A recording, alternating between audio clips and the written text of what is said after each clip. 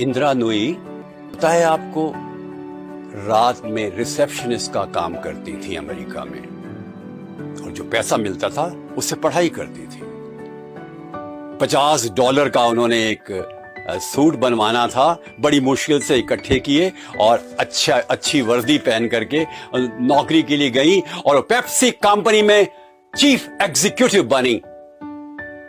रजनीकांत दक्षिणी भारत का सबसे अधिक लोकप्रिय नायक है, बस कंडक्टर था। अक्षय कुमार थाईलैंड में शेफ था। दिलीप कुमार फल बेचने वाला था। मोहम्मद शमी एक किसान का बेटा है। अब्दुल कलाम साहब अखबार बेचते थे, नारियल बेचते थे।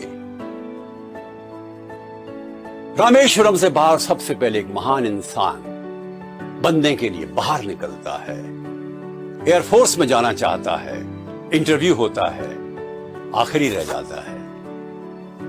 पर वही व्यक्ति स्पेस रिसर्च में मिसाइल मैन बन के हिंदुस्तान के आकाश पर विजय प्राप्त करता है, भारत रत्न पाता है। ऐसे कितने ही लोग हैं जो नीचे से ऊपर उठते हैं।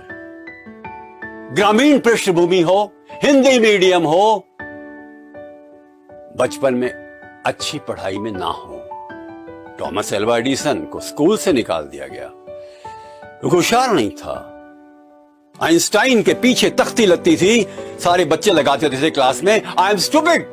मैथमेटिक्स में सबसे कमजोर था और दुनिया का सबसे बड़ा मैथमेटिशियन बना।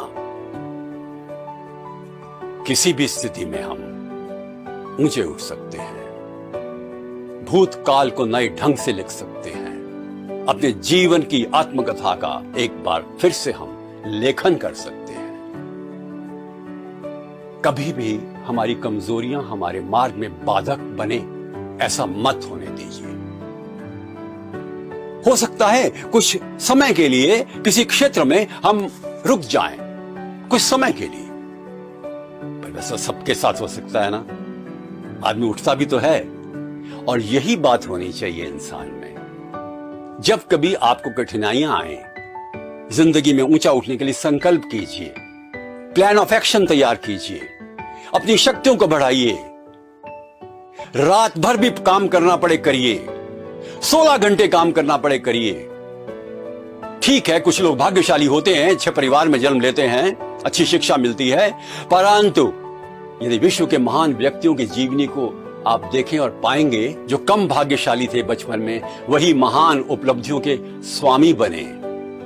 अतः अपने मन में कोई कुंठा बताने दीजिए, और आप में से अधिकांश लोग वो हैं जिन्होंने अपनी परिस्थितियों को अपने हाथ में लेकर, उन पर नियंत्रण करके, विजय प्राप्त करके आज ये स्थिति पाई है कि आप गर्व से कह सकते हैं, हां, मैं उपयोगी हूं, मैं सार्थक हूं, मैंने महत्वपूर्ण उपलब्धियों के माध्यम से अपने जीवन को चरितार्थ किया है, अर्थपूर्ण बनाया है। कमजोरियों के बारे में मत सोचिए, भूल जाइए कमजोरियों को, या उनसे सीख लीजिए। शक्ति पर ध्यान दीजिए, योजना बनाइए और आगे बढ़िए। धन्यवाद।